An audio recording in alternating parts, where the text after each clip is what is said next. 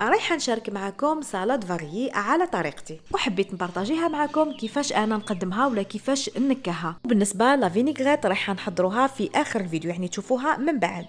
اول حاجه رايحه نحضر لي زو ميموزا. هنا غليت حبيبات تاع البيض، رايحه نحتاج غير هذاك لو جون، رايحه نحيه نحطو في ريسيبيون ولا في صحن، نضيف عليهم مغرف كبيره تاع المايونيز، او نضيف ايضا هنايا معدنوس اللي يكون مقطع رقيق، ونزيد مغرف كبيره تاع الفينيغرات. نخلط الكل مع بعض حتى يتجانسوا ويتخلطوا مليح. انا من الاحسن تستعملوا فرشيطه هكذا باش تعبزوا مليح هذاك الصفر تاع البيض، ونحطها في ان بوش، ورايحه نحطهم في البياض اللي خليناه بهذه الطريقه.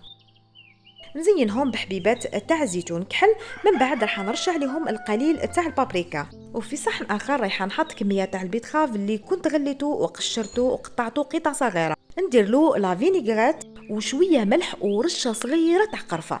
هاد القرفه البنات راح تمد واحد الكو روعه للبيتخاف تاعكم، نتمنى انكم تجربوها وتردوا لي رايكم. كيما على بالكم البيتخاف يطلق اللون تاعو على كامل شلاضه، وعلى هذا انا دائما نحب نقدمه بهذه الطريقه. نجيب شويه تاع البابي الومنيوم ونشكله بهذه الطريقه على شكل الصحن هو اللي راح نحط فيه هذاك البيتخاف، ونبدا نطوي فيه ولا نشكل فيه بهذه الطريقه، وندور حتى تحصلوا على صحن يعني نتوما اللي تتحكموا في الحجم تاعو هكذا بهذه الطريقه، ونفرغ فيه هذاك البيتخاف. واكيد ثاني الشكل نتوما اللي تتحكموا فيه، تقدروا تعملوه هكذا مدور ولا اوفال، وهكذا تضمني انه البيتخاف تاعك ما يطلقش على كامل شلاضه. عندي كميه مليحه تاع زروديه سكرفشتها في سكرفاج اللي يكون رقيق. هي تاني ندير لها شويه تاع الفينيغرات وفص صغير تاع الثوم، ولا نص فص صغير، يعني ما تكتروش بزاف باش ما تجيكمش الزروديه تاعكم حاره. وبيان سور ديروا لها رشه صغيره تاع الملح باش ما تجيناش صامته، ونحطها في الصحن اللي رايحه نقدم فيه. ونروح المشطو تاعي هنايا غسلته مليح ونقيته وقطعته كل حبه على 4 وفورته، وبعد ما يبرد راح نضيف عليه رشه تاع الملح وشويه تاع المايونيز والقليل تاع الفينيغرات، ونخلطهم مليح. هذا المشطو تقدروا ثاني تضيفوا له شويه تاع بطاطا اللي تكون هي ثاني مفوره ومقطعه رقيقه.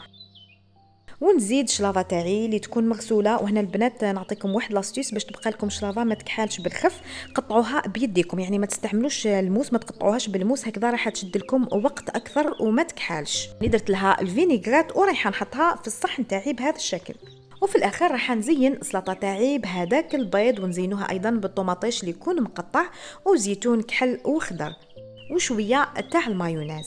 ومن جهه واحده اخرى طيبت هنايا القرنون، غليته في الماء والملح، من بعد خليته حتى برد وقطعته على 2 وتخلصت من هذاك الشوائب اللي يكونوا في قلب الحبه. وهو تاني رايحه ندير له كميه مليحه تاع الفينيغرات. كما على بالكم القرنون بهذه الطريقه يجي بزاف بنين. وزينته هو تاني بالبيض. وفي الاخر هنايا رايحه نشارك معكم لا فينيغرات.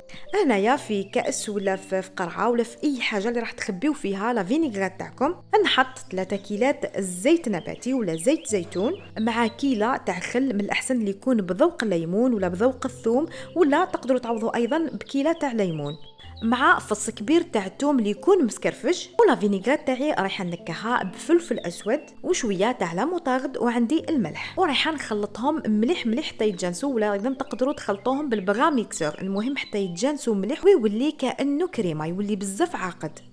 اذا كانت هذه هي لا سالاد تاعنا، شاركتها معكم على طريقتي، ان شاء الله تعجبكم. وما تنساوش تخليوا لي رايكم في التعليقات، وصحه فطوركم، واستنوني في فيديو جديد، وسلام.